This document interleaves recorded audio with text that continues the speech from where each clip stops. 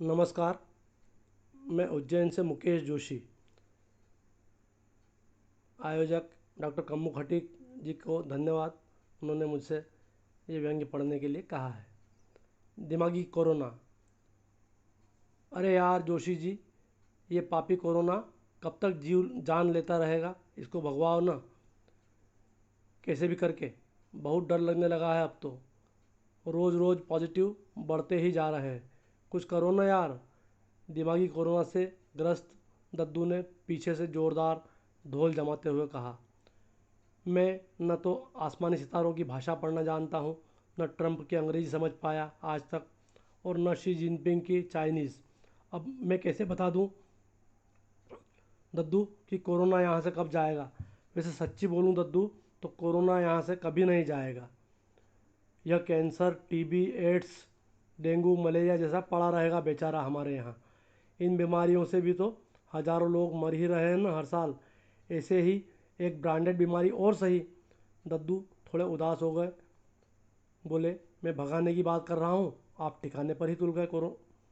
Corona से कुछ गमज़दा है तो कुछ खौफज़दा। कोरोना से सभी डरे हुए दिख रहे हैं, मगर सच में डर कोई नहीं रहा। बाज़ारों में उतर आई भीड़ तो यही बता रही है। दुनिया डरे कि नहीं, मगर हमारे दद्दू भयंकर डरे हुए हैं इस खतरनाक आतंकवादी कोरोना से। बाकी दुनिया भर के लोगों के डील में कोरोना आया, पर हमारे दद्दू जी की कंचन काया को छोड़ कोरोना उनके दिमाग में घुस गया, और इस बुरी तरह घुसा कि उनके बाल बच्चों, आस पड़ोसियों, परिचितों सब ने लाख जतन कर लिए कि दद्दू के दिमाग से कोरोना का कीड़ा कैसे भी करके निकल जाए। पर मजाल के दद्दू जरा भी कोरोना से हिल जाएं। अलग सुबह आंखें खुलने से लगाकर वापस रात में बिस्तर पर पड़ने तक उनके दिमाग में कोरोना ही कोरोना चलता रहता है। बगैर उठते ही बगैर हाजत दातून मंजन किए वे टीवी खोल लेते हैं। कोई धार्मिक चैनल लगाकर कोई भजन प्रभाती नहीं सुनते, न ही किन्हीं महात्मा जी के प्रवचनों की गंगा में अवगाहन करते हैं। खबर या चैनल लगाते हैं और किस देश में कोरोना का रात भर क्या आंकड़ा रहा मिजान मिलाते रहते हैं। फिर दूसरे, तीसरे, चौथे चैनल की झड़ती लेते रहते हैं। फिर खुद ही बुदबुदाते हैं, रात को सोया तब भी तो इतने ही पेशेंट थे यार, रात भर में एक भी नहीं बढ़ा क्या?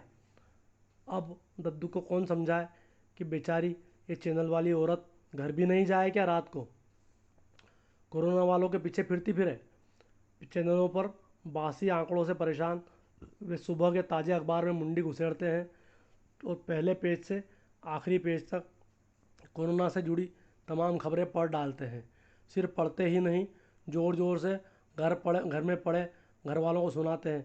अरे बाप रे, भोपाल में 800, ग्वालियर में 400, इंदौर में 200, उज्जैन में 50, रतलाम में 25। अरे देखो तो, अब तो ये छोटे छोटे गांव खेड़ों में भी घुस रहा है दुष्ट कोरोना। मतलब ब्राज़ील से लगाकर बड़नगर तक की कोरोना की हर खबर से दद्दू खुद को अपडेट रखकर दिन भर कोरोना कोरोना का अखंड जाप करते रहते। कोई उनसे कह दे कि दद्दू, क्या दिन भर एक ही कोरोना राग आपको तो नहीं हुआ ना? दुनिया की चिंता में आप क्यों काजी हुए जा रहे हैं? और भी गम है ज़माने में कोरोना के सिवा। जब कोई नहीं डर रहा तो आप क्यों शहर भर की कोरोना कमेंट्री करते रहते हैं? डरे हुए दद्दू कहते हैं, भाया, मैं तो आप लोगों के भले के लिए ही कहता हूँ। दद्दू कहते ही नहीं, करते भी हैं।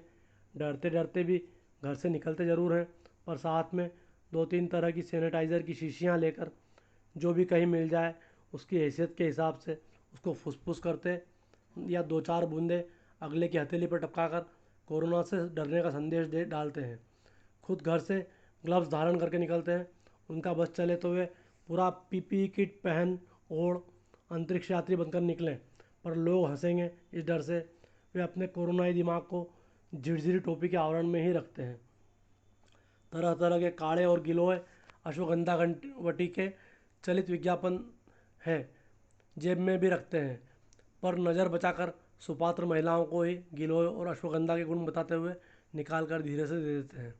दद्दू का दिमाग कोरोना को लेकर इतना सतर्क है कि कोरोना के डर से वे किसी को भी अपने घर में नहीं आने देते, मोबाइल पर ही डरका देते हैं। कोई भूला भटका गलती से दद्दू के दर पर आ भी जाए तो खुद गेट पर आ खड़े होते हैं। अगले से चाय पानी तो दूर, भीतर आने की कहने की भी औपचारिकता नहीं निभाते। उल्टे मुंह पर ही कह देते हैं, भैया मैं तो हर इंसान को कोरोना कैरियर ही समझता हूँ।